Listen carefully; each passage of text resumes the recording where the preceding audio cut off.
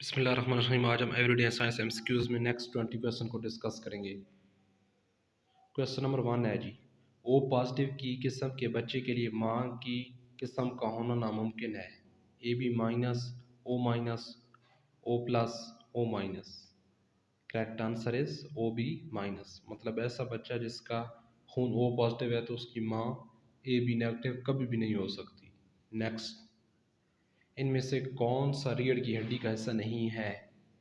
thoracic, lumbar, pelvic, या none of these?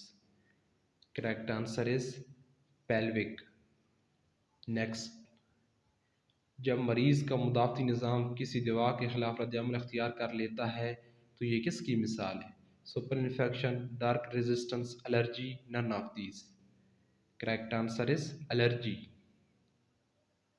Next, आवाज़ की अंदाज़न शिद्दत की सतह जो कान के ड्रम को नुकसान पहुँचा सकती है। 100 dB, 20 dB, 60 dB, 160 dB। Correct answer है 100 dB। dB का मतलब डेसिमल, ठीक है ना, ये यूनिट है आवाज़ की शिद्दत का।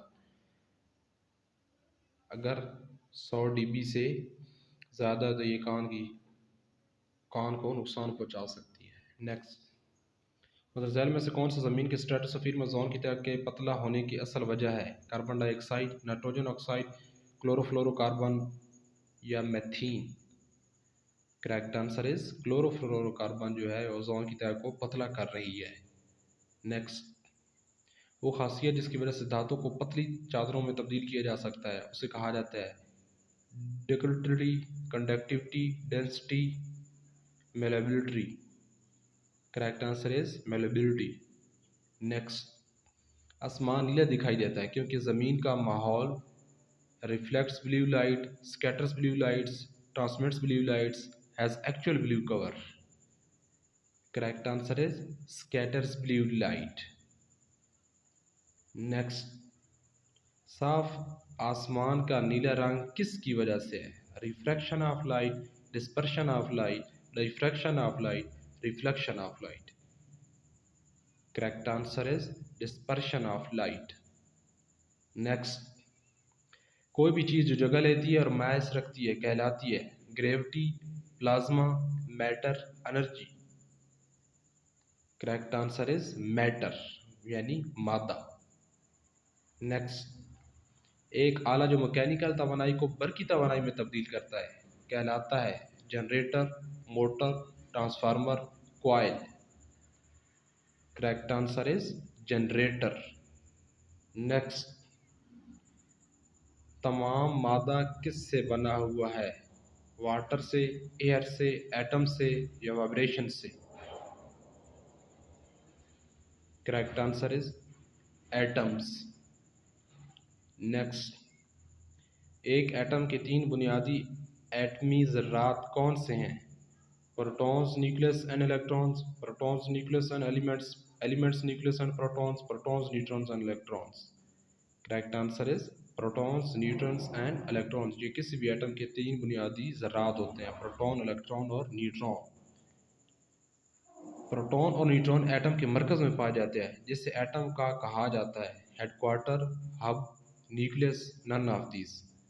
करेक्ट आंसर इज न्यूक्लियस कहा जाता है जिसमें प्रोटॉन और न्यूट्रॉन पाया जाता है, ये एटम के मरकज़ में होता है। नेक्स्ट, कौन सा मुस्बत चार्ज शुदा ज़र्रात है? Neutrons, protons, electrons, none of these. Correct answer is proton, proton पर मुस्बत चार्ज होता है।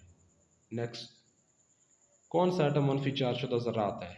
Electron, proton, neutron, none of these. Correct answer is electron. Electron पर हमेशा मनफी चार्ज होता है, किस पर कोई चार्ज नहीं होता? इलेक्ट्रॉन पर, प्रोटॉन पर, न्यूट्रॉन पर, नन ऑफ दीज।